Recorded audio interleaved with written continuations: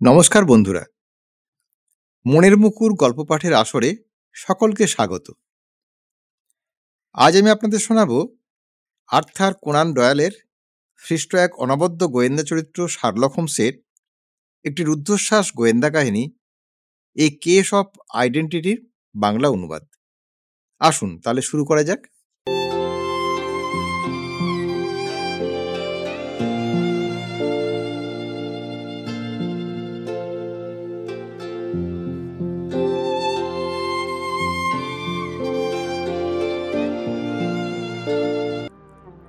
আমার প্রিয় বন্ধুর বেকার স্ট্রিটের বাড়িতে আগুনের চুল্লির দুপাশে বসে কথা হচ্ছিল আমাদের দুজনের মধ্যে। হোমস বলছিল, দেখো বন্ধু, তুমি যতই কল্পনাশ্রয়ী হও না কেন, বাস্তবে সত্য ঘটনাকে এড়িয়ে যেতে পারবে না কখনো। হ্যাঁ, আমি তোমার সঙ্গে একমত হতে পারতাম যদি দেখা যেত কল্পনার রং চড়িয়ে পুলিশ কোর্টের কেসগুলিকে নেহাতি কেলেঙ্কারি ঘটনা ঊর্ধ্বে তোলা যেত। তোমার হাতের কাছেই প্রমাণ রয়েছে, এই তো দেখো না। বলেই আমি সেদিনে কাগজে চাঞ্চল্যকর খুনের ঘটনাটার প্রতি ও দৃষ্টি আকর্ষণ করলাম। এক অসহায় স্ত্রীর উপর এক নিষ্ঠুর স্বামীর অত্যাচারের খবর। তোমার ধারণা মতো বলি জীবন থেকে নেওয়া এক বাস্তব ঘটনা, কিন্তু প্রকৃত ঘটনাটা অবশ্য ফুলিয়ে ফাঁপিয়ে লেখা হয়েছে।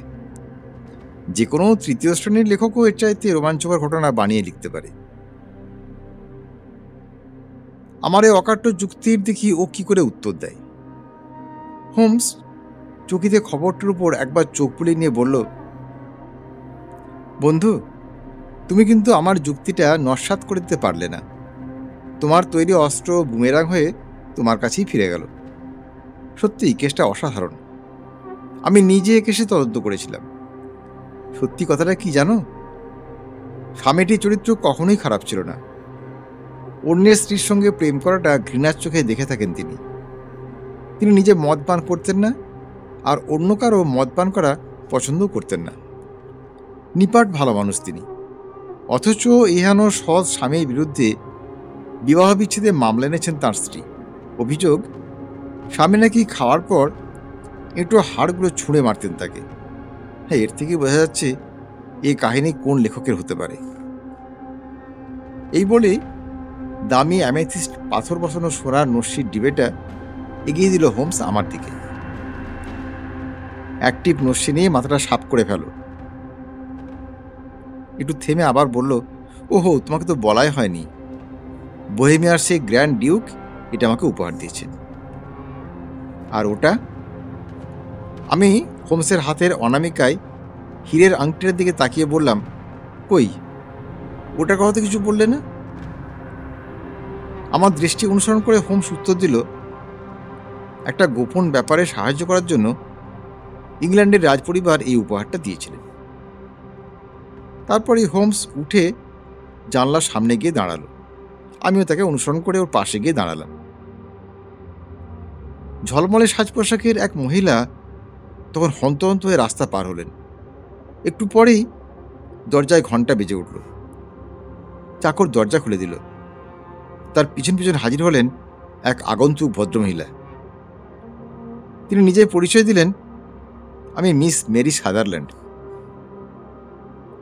হোমস তাকে পাল্টা অভিবাদন জানিয়ে তাকে বসতে বলল।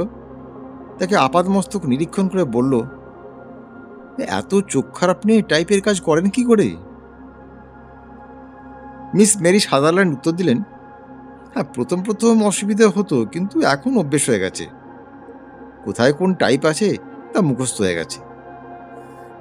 পরমুহূর্তে চমকে উঠে প্রশ্ন করলেন, কিন্তু আমার যে চোখ খারাপ তা আপনি জানলেন কি করে? হোমস হাসতে হাসতে বলল, ওটাই তো আমার কাজ, যার জন্য আপনি আমার কাছে ছুটে এসছেন। অন্যরা যা লক্ষ্য করে না, আমি তা লক্ষ্য করি। এই যেমন আপনি রুদ্ধশ্বাসে ছুটে এসছেন আমার কাছে। হ্যাঁ, আপনি ঠিকই বলেছেন। আমাকে এখন জানতে হবে মিস্টার হসমার অ্যাঞ্জেল কোথায় আছেন। দয়া করে আমাকে সাহায্য করুন। আমার বাবা মিস্টার উইন্ডিব্যাংক ব্যাপারটাকে একেবারেই আমল দিতে চান না। আমি চেয়েছিলাম পুলিশের কাছে যেতে, কিন্তু উনি রাজি হননি, আর আপনার কাছেও আসতে দেবেন না। তাই শেষ পর্যন্ত লুকিয়ে আপনার কাছে আসতে হয়েছে। আপনি এখন মিস্টার এঞ্জেলকে কোথায় গেলে পাবো বলতে পারবেন? টাইপের সামান্য কাজ করি, 100 পাউন্ড যে হাতে পাই তা আপনার হাতে তুলে দেব। আচ্ছা, আপনার বাপ বেটির নামের পদবি দেখছি তো আলাদা। উনি কি আপনার সৎ বাবা? হ্যাঁ, বিধবা হওয়ার পর আমার মা ওনাকে বিয়ে করেছিলেন। উনি আমার চেয়ে মাত্র 5 বছর 2 মাসের বড়, আর আমার মায়ের চেয়ে 15 বছরের ছোট। আমার বাবা টটেনহ্যাম কোর্ট রোডের ব্যবসায়ী ছিলেন। মিস্টার উইন্ডি ব্যাংক মাকে নিয়ে সেই ব্যবসা বিক্রি করে দেন। তিনি নিজে নানা জায়গায় ঘুরে মদ বেচেন।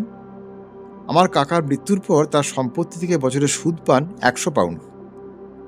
3 মাস অন্তর সুদের টাকাটা মিস্টার উইন্ডি ব্যাংক মাকে দিয়ে সেই ব্যবসা বিক্রি করে দেন। আর আমি টাইপ করে যা পাই তাতে আমার নিজের খরচা মোটামুটি উঠে যায়। কিন্তু আমার দিকে তাকিয়ে তিনি ইতস্তত করেন। হ্যাঁ, ইনি ডক্টর ওয়াটসন, আমার বন্ধু আর সহকারী। আপনি নিঃসংকোচে বলতে পারেন। আচ্ছা, এখন একটা বিষয় আপনি পরিষ্কার করে বলুন তো, হসমার অ্যাঞ্জেলের সঙ্গে আপনার সম্পর্কটা কি?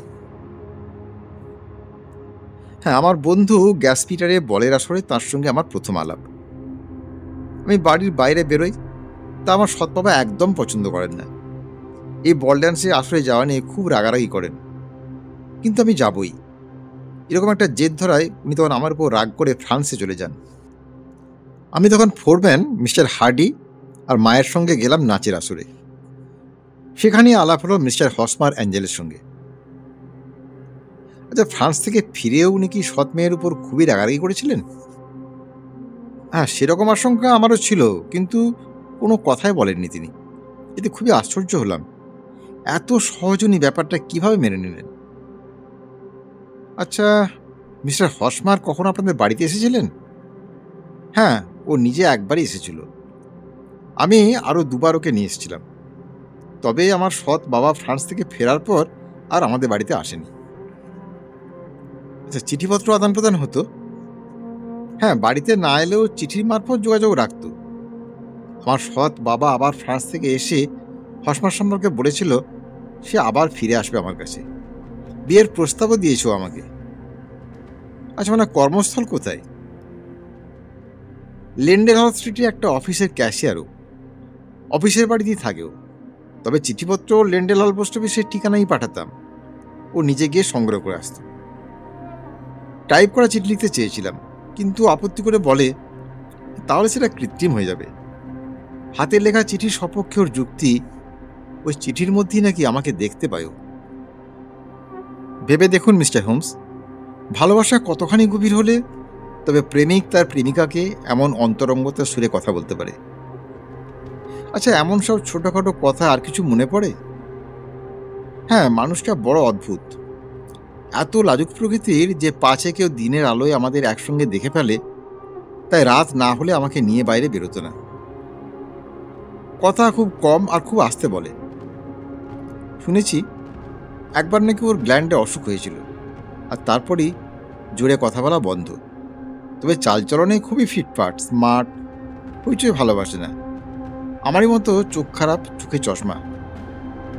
আচ্ছা, এবার বলুন তো, আপনার সৎ বাবা ফ্রান্সে চলে যাওয়ার পর কি ঘটনা ঘটেছিল?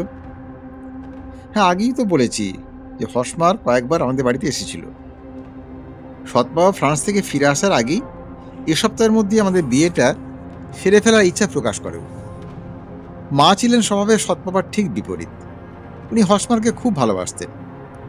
মা তখনই বিয়েতে মত দিয়ে দেয়। তিনি বলেন আমার সৎ বাবা ফিরে এলে ওনাকে বুঝিয়ে বললে নাকি সব ঠিক বুঝবে। তা সত্ত্বেও আমি ফ্রান্সের ঠিকানায় সৎ বাবাকে একটা চিঠি লিখে দিলাম, কিন্তু আমার দুর্ভাগ্য সেটা তার কাছে পৌঁছায়নি, কারণ তার আগেই তিনি লন্ডনের উদ্দেশ্যে রওনা হয়েছিলেন। শুক্রবার আমার বিয়ের দিন ছিল। হসমার আমাকে আর মাকে একটা গাড়িতে তুলে দিয়ে নিজে অন্য গাড়িতে চেপে আমাদের পিছনে আসে। কিন্তু সেন্ট জেভিয়ার গির্জার সামনে পৌঁছে গাড়ি থেকে নেমে দেখি হসমার ওর গাড়িতে নেই। কোচোয়ান অবাক। তার বক্তব্য সে নাকি হসমারকে গাড়িতে উঠতে দেখেছিল, কিন্তু নামতে দেখেনি। এক অদ্ভুত ঘটনা। সেই ঘটনার পর থেকে আমি আর হসমার অ্যাঞ্জেলকে দেখিনি। হুম, তো খুবই অদ্ভুত ব্যাপার বলে মনে হচ্ছে। তো এই ব্যাপারে আপনার কি ধারণা বলুন তো? না, ওর সঙ্গে মিশতে গিয়ে আমি যতদূরকে জেনেছি তাতে আমার মনে হয় ওর আমার সম্পত্তির উপর কোনো লোভ নেই। আর বিয়ের লোভ দেখিয়ে আমাদের গির্জা পর্যন্ত টেনে নিয়ে যাওয়ার পেছনে কোনো বদ মতলবও ছিল না। তাই আমার ধারণা পথে ওর কোনো বিপদ হয়েছে। কারণ আগেও প্রায়ই বলতো, জীবন বড় অনিশ্চিত, কখন কি ঘটে যায়। তাই আমি যেন তখন ওকে ভুলে না যাই। এছাড়া ও আমাকে পবিত্র বাইবেল ছুঁয়ে শপথ করিয়ে নিয়েছিল। আর বিয়ের দিন সকালেও আমাকে বলেছিল, যদি হঠাৎ আমরা বিচ্ছিন্ন হয়ে যাই তবে আমি যেন এই শপথ ভুলে না যাই। তখন আমি ওর এসব কথা বুঝতে পারিনি, কিন্তু এখন বেশ বুঝতে পারছি আচমকা যে কিছু ঘটতে চলেছে তাও আগের থেকে আশঙ্কা করছিল। কিন্তু বিপদটা যে কি ধরনের তা আমি বুঝতে পারছি না। আচ্ছা, এই ব্যাপারে আপনার মায়ের প্রতিক্রিয়া কীরকম? উনি খুবই বিরক্ত। আমাকে সতর্ক করে দিয়ে বলেছেন আমি যেন আর কখনো এই ব্যাপারে উচ্চবাচ্য না করি। ওনার মধ্যে কোনো ভাবান্তর দেখতে পাইনি। উনি কেবল বলেছেন একদিন না একদিন হসমার খবর ঠিক পাওয়া যাবে। সে একদিন আজ কিংবা কাল হতে পারে, কিংবা 1 মাস বা 1 বছর পরেও হতে পারে। কিন্তু মিস্টার হোমস, আমি যে আর এক মুহূর্ত অপেক্ষা করতে পারছি না। কথা বলতে গিয়ে মেয়েটির কান্নায় রুদ্ধ হলো তার কণ্ঠ। নীরব হলো সে। গম্ভীর মুখে দাঁড়িয়ে হোমস বলল, মিস সাদারল্যান্ড, আমি আপনাকে কথা দিচ্ছি, আমি আমার সাধ্যমতো চেষ্টা করব। যাই হোক, আপনি শান্ত হওয়ার চেষ্টা করুন। আর পারেন তো হসমানের কথা ভুলে যাবার চেষ্টা করুন। কেন এই কথা বলছেন কেন? তবে কি আর কোনোদিনও দেখা পাবো না আমি হসমানের? হ্যাঁ, আমার অনুমান সেই রকমই। আমি তার সম্পর্কে বিস্তৃত খবর আপনাকে জানাতে পারবো বলে আশা করি। তবে সঙ্গে কিছু চিঠিপত্র থাকলে রেখে যেতে পারেন। হ্যাঁ, আর একটা কথা, ওটা ছবি পেলে ভালো হতো। যদি না থাকে আর করার কিছু নেই, তবে কেমন দেখতে একটু বলে যান। হসমানের চেহারার মোটামুটি একটা বিবরণ দিয়ে টেবিলের উপর 4খানা চিঠি রাখতে গিয়ে বললেন, গত শনিবার খবরের কাগজে ওর খোঁজে একটা বিজ্ঞাপন দিয়েছিলাম। ধন্যবাদ। আপনার আর আপনার বাবার কারবারের ঠিকানা হলো ফেন চার্চ স্ট্রিটের ওয়েস্টার্ন মারব্যাঙ্ক কোম্পানি। এই যথেষ্ট, ধন্যবাদ। যথাসময়ে খবর পেয়ে যাবেন। তবে আমি আবার বলছি, মিস্টার হসমানের কথা আপনি ভুলে যান। অশ্রুসজল চোখে করুণভাবে হোমসের দিকে তাকিয়ে বিদায় নিল মিস মেরি সাদারল্যান্ড। হোমস যেন হাঁপ ছেড়ে বাঁচল।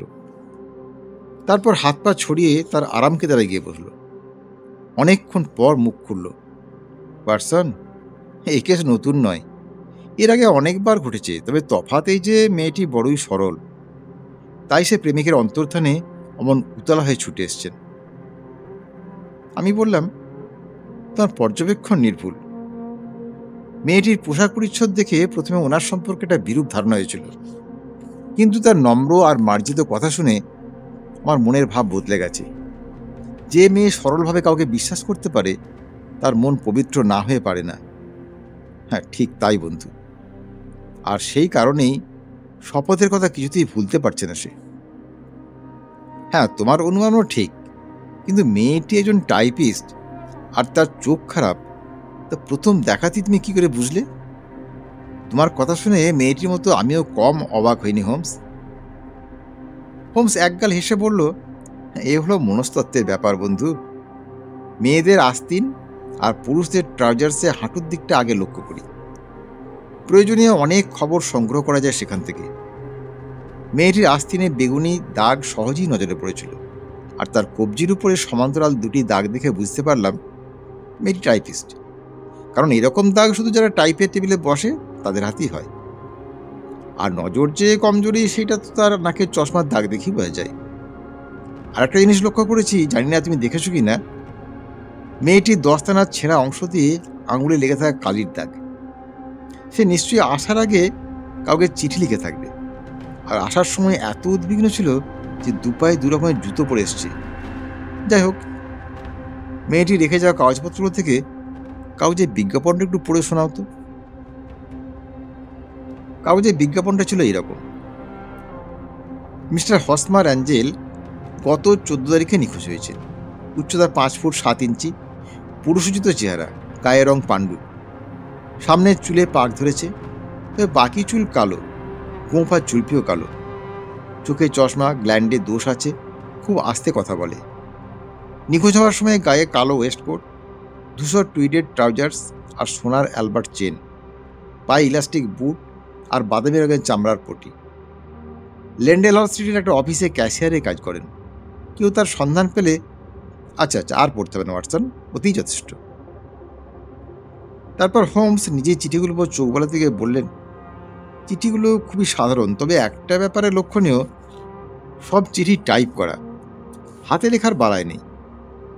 এমনকি প্রেরকের নামটা ওটাও টাইপ করা, হসমার অ্যাঞ্জেল, ঠিকানা অনুপস্থিত, তারিখ আছে, কিন্তু তাতে কিছু যায় আসে না। প্রেরকের নামটাই আমার কাছে যথেষ্ট। আচ্ছা, তুমি কি বোঝাতে চাইছো যে চুক্তিভঙ্গের মামলার হাত থেকে বাঁচার জন্য প্রেরক নিজ হাতে সই করেনি? না বন্ধু, তা ঠিক নয়। চলো এখনই কাজে হাত দেওয়া যাক। তা কিভাবে কাজটা শুরু করবে কিছু ভেবেছো? হ্যাঁ ভেবেছি বই কি। প্রথমে দুটো চিঠি লিখতে হবে। একটা চিঠি লন্ডনের একটা কোম্পানিকে, আর অন্য চিঠিটা মিস্টার উইন্ডি ব্যাংকে। এই দুটো চিঠির জবাব না আসা পর্যন্ত আপাতত আমাদের আর কিছু করার নেই। হোমসের নারী নক্ষত্র আমার জানা আছে। আমি ওর মুখের অমন নিশ্চিন্ত ভাব দেখি বুঝলাম কেসের রহস্য তার কাছে পরিষ্কার হয়ে গেছে, নতুন করে চিন্তা করার কিছু নেই। পরদিন সন্ধ্যা 6টা নাগাদ বেকার স্ট্রিটে গিয়ে হাজির হলাম। হোমসকে খুবই খুশি দেখাচ্ছিল। উচ্ছ্বসিত হয়ে বলে উঠল, জানো ওয়াটসন, লোকটা অসম্ভব শেয়ানা, আইন তার চুলও স্পর্শ করতে পারবে না। হোমস তার কথা সবেমাত্র শেষ করেছে, এমন সময় এক ভদ্রলোক হন্তহন্ত ঘরে এসে ঢুকল। দাড়ি গোঁফ পরিষ্কার করে কামানো, মুখটা ফ্যাকাশে, ধূসর চোখ। চেয়ারে বসে সে ভদ্রলোক কোনোরকম ভূমিকা না করেই নিজের পরিচয় দিল। আসতে একটু দেরি হলো, তাই ক্ষমা চাইছি। মেয়েটি বড্ড জেদি আর বড়ই আবেগপ্রবণ। আমি তো মনে করি সামান্য একটা ব্যাপার নিয়ে আপনার মতো একজন সদা কর্মব্যস্ত গোয়েন্দার কাছে ওর আসাটা আদৌ ঠিক হয়নি। আমি ওকে বুঝেছি হসমাজানকে আর কখনো খুঁজে পাওয়া যাবে না, তবুও আমার কথায় কোনো কানই দিল না। ওহো, আমার পরিচয় তো দেওয়া হয়নি। আমি উইন্ডি ব্যাংক, মেয়ের দ্বিতীয় বাবা। হোমস এবার শান্ত অথচ দৃঢ়স্বরে বলল, মিস্টার উইন্ডি ব্যাংক, কিন্তু আমার বিশ্বাস লোকটাকে অবশ্যই খুঁজে পাওয়া যাবে। কথাটা শোনা মাত্র মিস্টার উইন্ডি ব্যাংক কেমন যেন আটকে উঠল। তাই নাকি? আমতা আমতা করে সে বলল, সে তো খুব ভালো কথা মিস্টার হোমস, কিন্তু এরকম অনুমান আপনি করলেন কি করে? মিস্টার উইন্ডি ব্যাংক, সে কথায় পরে আসা যাবে। আগের কথা আগে সেরে নেওয়া যাক। জানেন, হাতের লেখার মতো টাইপের লেখারও আলাদা বৈশিষ্ট্য থাকে। এক একটা টাইপ মেশিনের এক এক রকম টাইপ হয়। চোট খেয়ে ঘষে যাওয়া টাইপ, আলাদা হয়ে যাওয়া টাইপ। মেশিন যদি একেবারে নতুন না হয় তবে এই বৈশিষ্ট্যগুলো ঠিকই চোখে পড়ে। যেমন আপনার চিঠিটা লক্ষ্য করুন, প্রত্যেকটি সি অক্ষর খারাপ, আর অক্ষরে তলাটা বসে গেছে। ম্যাগনিফাইং গ্লাস দিয়ে দেখলে এরকম আরও অনেক বৈশিষ্ট্য চোখে পড়বে। মিস্টার উইন্ডি ব্যাংক নির্লিপ্তভাবে হোমসের বিশ্লেষণ শুনতে থাকে, আর হোমস তখনও বলে চলে, এবার সাদারল্যান্ডকে লেখা এই 4খানা চিঠি দেখুন। এতেও প্রত্যেকটা সি অক্ষর খারাপ, আর অক্ষরের তলা চোট খাওয়া। কি দারুণ ব্যাপার, তাই না?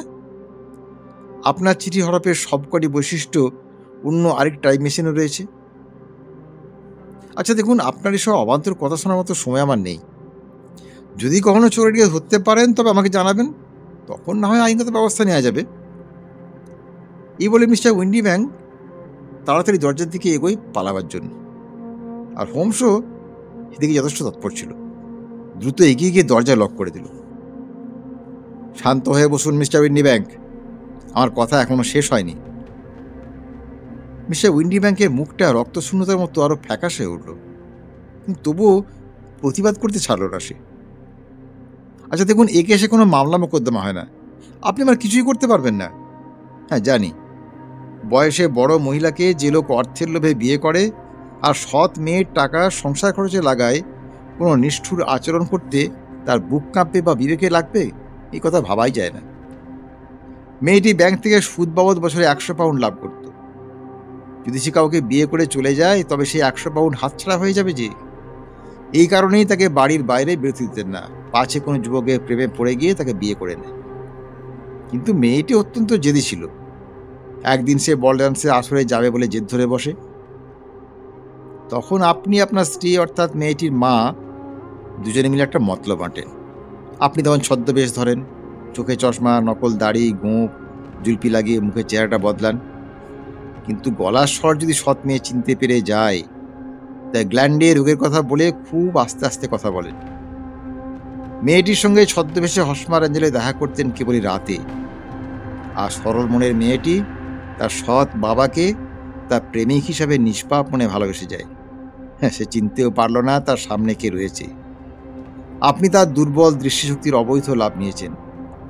তারপর আপনি কৌশলে মেয়েটির সঙ্গে অন্য পুরুষের বিয়ের পথও বন্ধ করে দেন, তার সঙ্গে বিয়ের চুক্তি করে। হ্যাঁ, আরও শুনুন, সরল প্রকৃতির মেয়েটির একবারও মনে হয়নি যে তার সঙ্গে কি নিষ্ঠুর খেলা শুরু করা হয়েছে। প্রেমের খেলায় নেমে মেয়েটিকে দিয়ে বাইবেল স্পর্শ করিয়ে শপথ নেওয়ান যাতে সে নিজের মনে অন্য কোনো পুরুষকে ঠাঁই না দেয়। এমনকি সে যদি কখনো ফিরে নাও আসে, তাহলেও যেন মেয়েটি সেই নকল হসমার অ্যাঞ্জেলে ফেরার অপেক্ষা করে। মেয়েটির আবেগপ্রবণ মন যাতে দীর্ঘ সময় ধরে একইভাবে মুহ্যমান থাকে, সেই জন্য বিয়ের দিন সকালে তাকে এমন আভাস দেন যেন তার প্রেমিকের জীবনে হঠাৎ কিছু অঘটন ঘটে যেতে পারে। বিয়ের খেলায় এই অবিবেচক নিষ্ঠুর আপনি হুট করে গাড়ির থেকে নেমে যান, কারণ আপনার ফ্রান্সে যাওয়ার তাড়া ছিল।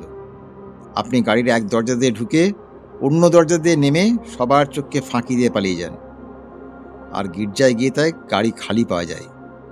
বলুন মিস্টার উইন্ডি ব্যাংক, কিছু ভুল করিনি তো? কোনো কিছু মিস করেছি নাকি? আর ঠিক কি বেঠিক সেটা আপনি বিচার করুন।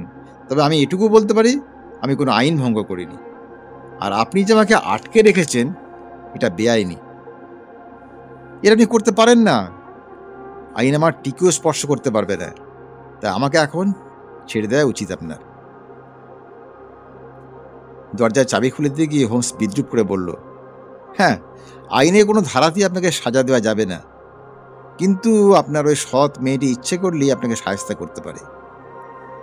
হোমস ভয়ঙ্কর উত্তেজিত হয়ে শাসালো, ওই যে দেওয়ালে ঘোড়ার চাবুকটা দেখছেন, ওটাতে আপনাকে চাবকানো উচিত। মিস্টার উইন্ডি ব্যাংক হোমসে কোনো কথায় পাত্তা না দিয়ে গা ঢাকা দিতে উঠে দাঁড়াতেই হোমস দেয়ালে চাবুকটার দিকে হাত বাড়ায়। আর মিস্টার উইন্ডি ব্যাংক তখন পড়িকি মড়ি করে 3 লাফে করিডোরে ছিটকে পড়ে সিঁড়িতে দৌড়ে নেমে পালিয়ে গেল। সিঁড়িতে পায়ের শব্দ মিলিয়ে যেতেই জানলায় ঝুঁকে পড়ে দেখতে পেলাম মিস্টার উইন্ডি ব্যাংক রুদ্ধশ্বাসে ছুটছে রাস্তা দিয়ে, একবারের জন্য পিছন ফিরে তাকালো না। হোমসের তখন কি হাসি! চেয়ারে বসে পড়ে দমকে দমকে তার মুখ থেকে হাসি বেরিয়ে আসতে থাকে। তেমনি হাসতে হাসতে সে বলল, দেখবে ওয়াটসন, লোকটা নিজের অপরাধমূলক কাজেই একদিন ধরা পড়ে ফাঁসি কাটে ঝুলবে। আচ্ছা, তোমার লোকটার উপরে এরকম সন্দেহ হলো কি করে? এ তো খুব সহজ ব্যাপার বন্ধু। লোকটার মোটিভ বিচার করি সব ব্যাপারটা পরিষ্কার হয়ে গেছিল। আর কি করে তা সম্ভব হলো শোনো। আমার প্রথমেই মনে হয়েছে এই লুকোচুরি খেলায় সবচেয়ে বেশি লাভ মেয়েটির সৎ বাবার। আর একটা ব্যাপার হলো, মিস্টার উইন্ডি ব্যাংক আর হসমার অ্যাঞ্জেলকে কখনো একসঙ্গে দেখা যায়নি। মিস্টার উইন্ডি ব্যাংক যখন ফ্রান্সে ছিলেন, তখনই হসমার অ্যাঞ্জেলের সঙ্গে মেরির দেখা হয়। আর উইন্ডি ব্যাংকে ফ্রান্স থেকে ফেরার পর আর হসমার মেরির বাড়িতে আসেনি। তাছাড়া ফিসফিস করে কথা বলা, গ্ল্যান্ডের সমস্যার বাহানা, দাড়ি, গোঁফ, জুলফি, চোখে চশমা, আর চিঠিতে নিজের নামটাও টাইপ করে লেখা। কারণ সৎ মেয়ের কাছে তার সৎ বাবার সব কিছুই এত পরিচিত ছিল যে তা গোপন করার জন্য এই পদ্ধতি অবলম্বন। তাই এইসব সন্দেহ যাচাই করার জন্য মিস্টার উইন্ডি ব্যাংকের হসমার অ্যাঞ্জেলের দাড়ি, গোঁফ, চশমা, জুলফি বাদ দিয়ে এমন কোনো লোক তাদের অফিসে ট্রাভেলিং সেলসম্যানে কাজ করে কিনা তা জানতে লন্ডনের কোম্পানিকে চিঠি লিখেছিলাম। আবার মিস্টার উইন্ডি ব্যাংকেও চিঠি লিখলাম এখানে চলে আসার জন্যে। তার জবাবে যে চিঠি এলো, সেই চিঠির হরফের বৈশিষ্ট্য আর হসমার অ্যাঞ্জেলের লেখা চিঠিগুলোর হরফে ঠিক একই বৈশিষ্ট্য দেখা গেল। এদিকে কোম্পানি জবাব পেয়ে গেলাম যথাসময়ে। আমার দেওয়া হসমার অ্যাঞ্জেলের জুলফি, চশমা, দাড়ি, গোঁফ বাদ দিয়ে যে বর্ণনা থাকে তা জেমস উইন্ডি ব্যাংকের চেহারার সঙ্গে মিল খায়। আর এভাবেই ঘরের থেকে এই মজার কেসের সব রহস্যের সমাধান হয়ে গেল। আর মিস সাদারল্যান্ডের কি হবে? তাকে কিভাবে বোঝাবে? হোমস বলল, আমি যদি এভাবে ওকে বোঝাতে যাই তাহলে আমার কথাও বিশ্বাস করবে না। সে বৃদ্ধ পার্সিয়ানের কথা মনে আছে ওয়াটসন?